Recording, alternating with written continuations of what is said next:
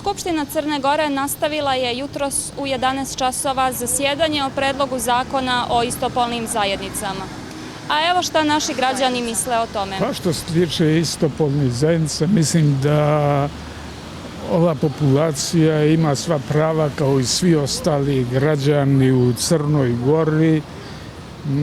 Njima je dozvoljeno da rade u svojim kućama i stanovima što god hoće, ali mislim da se to zakoni dva muškarca da sklapaju brak ili dvije žene. Mislim da to priroda i Bog nije podarili.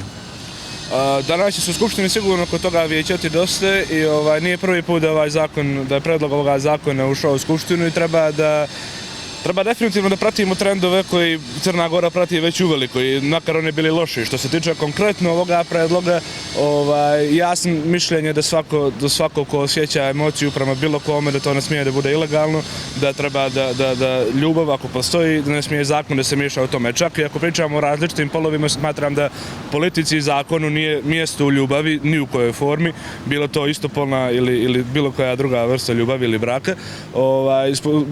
Moj iskreni savjet političarima da probaju da se što manje miješaju u te stvari jer politika kao takva ne poznaje emociju, ona je striktno logička, a u ljubavi nema emocija, tako da mislim da je apsurdno sad da bilo kakva politizacija ovoga iskupljanja političkih poena na osnovu nekog patriotizma moguće ili nekog liberalizma.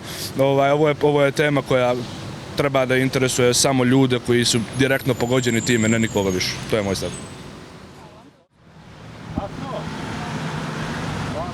Radi šta god ko hoće, što se mene tiče, sad zakon kao zakon, to političari znaju, tako da hvala. Pa prije svega mislim da to nije jedna tema o kojoj mi treba da pričamo, ali smatram da je ljubav u bilo kom obliku i treba da se to, ako već žele, da uvek oveče ljubav na taj neki način.